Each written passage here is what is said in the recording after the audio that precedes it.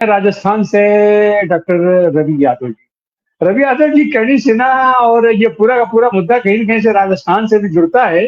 वहाँ इसकी क्या प्रासंगिकता है और करणी सेना आ कहाँ से गई? ये ऐसी सेनाएँ कैसे बन जाती हैं? इनका रजिस्ट्रेशन क्या होता है? इनका वैधानिक राजनीतिक आधार क्या है? और आखिर ये इतना आक्रामक अंदाज में ये सामने कैसे आकर के ये सरकारों को चुनौती देती हैं? हाँ, नमस्कार आपको, को पैनलिस्ट और दर्शकों को। एक्चुअली हम लोग जितना ये समझ रहे हैं अभी, जैसा कि हमने पिछले 1.5 महीने से जो कुछ हम देख रहे हैं करणी सेना का, अभी राणा साहब ने कहा ठीक है, वो समाजवादी पार्टी के सदस्य हैं, उसके हिसाब से उनका कहना ठीक है, लेकिन मुझे लगता है कि ये उससे थोड़ा और ज्यादा गंभीर मामला है। हम देख चुके हैं आदरणीय फूलन देवी, सॉरी इनको मतलब इसके पहले तमाम ऐसी हत्याएं हो चुकी हैं। राजनीतिक तौर पर देखें तो तमाम सिक्योरिटी के अंदर इंदिरा जी की हत्या हुई है, राजीव जी की हत्या हुई है, और यहां अगर खुले तौर पर ये चैलेंज दिया जा रहा है और एक के बाद दूसरा हमला किया जा रहा है, तो मुझे लगता है कि ये बहुत हल्के में नहीं लिया जा सकता। ये बेहद गंभीर मामला है। ये सिर्फ ऐसा नहीं है, हो सकता है कि ये इसको सिर्फ योगी जी ने थोड़ा बहुत छूट दे रखी हो, लेकिन जो नीचे के जो एलिमेंट हैं, जिस तरह से जिन चीजों को रखा गया है, आप रोक नहीं सकते। और उत्तर प्रदेश में ऐसी हत्याएं, ये ऐसा नहीं है कि होती रही हैं, पहले भी होती रही हैं, और इस सरकार में तो आपको मालूम है पुलिस कस्टडी में वीआईपी सुरक्षा के अंदर इलाहाबाद में हमने हत्या तो होती देखी, कनपट्टी पर लगा के हत्या की गई है और पुलिस खड़ी हुई है चारों तरफ। कोर्ट में हत्याएं हुई हैं, पुलिस थाने में हत्याएं हुई हैं, हॉस्पिटल में हत्या हुई है। तो जिस समय इस तरह की चेतावनी दी जा रही है, मुझे लगता है इसको सबको, समाजवादी पार्टी के जो कार्यकर्ता हैं उनको बहुत सतर्कता की जरूरत है। सरकार से बहुत ज्यादा उम्मीद बिल्कुल नहीं कर सकते आप। ये सरकार बिल्कुल दंभ में है, और सरकार जिस तरह से चलाना चाहते हैं योगी जी, बड़ी बात यह है कि वो कोई भी चीज समझना नहीं चाहते।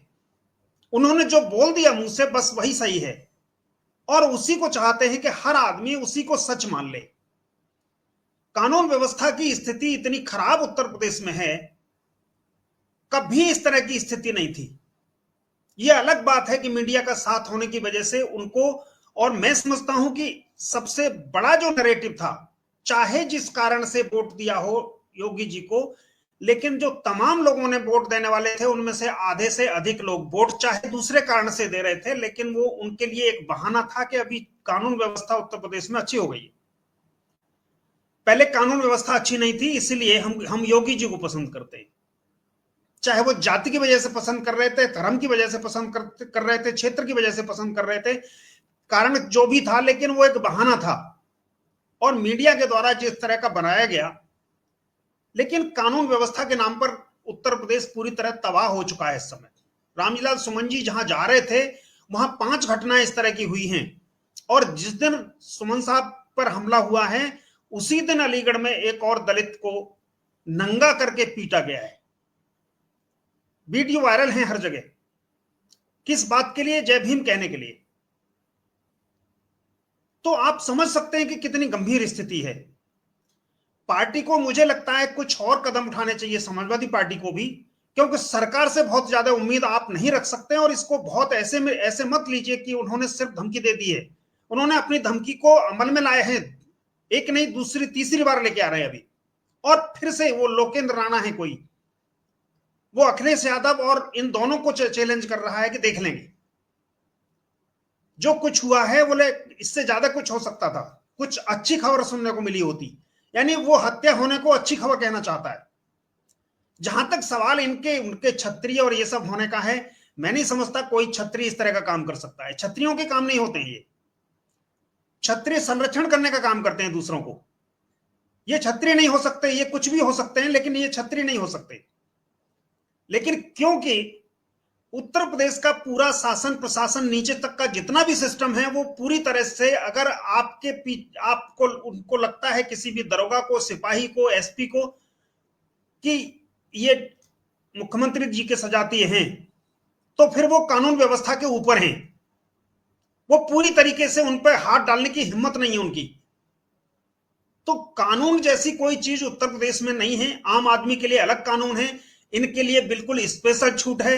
अगर आप पिछड़े दलित हैं तो वहां पर दमन होगा आपका, मुसलमान हैं तो फिर कोई कानून नहीं है, फिर वहां कोई कानून नहीं है उसके दमन के लिए। तो जिस तरह की स्थितियां उत्तर प्रदेश में हैं, बेहद गंभीर मामला है। लेकिन जी हाँ, सर। मैं ये समझता हूं कि जिस तरह का स्टैंड लिया है समाजवादी पार्टी ने, वो उसके अलावा कोई दूसरा चारा नहीं है।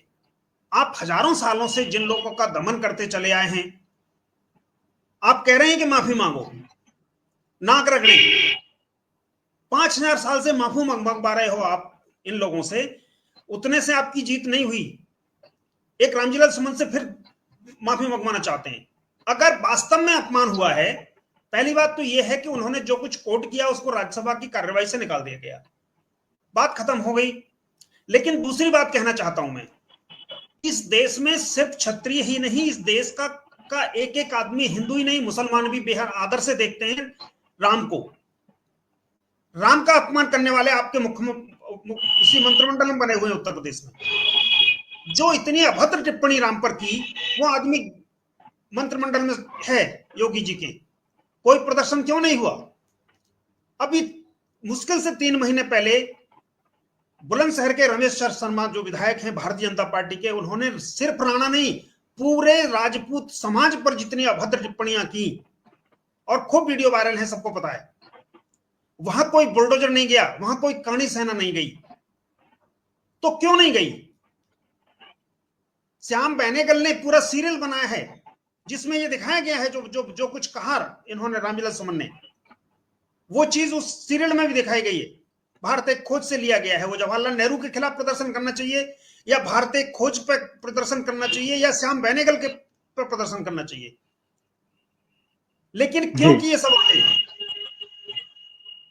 रामविलास सुमन दलित है, तो दलित को माफी मांगनी पड़ेगी, ये जरूरी।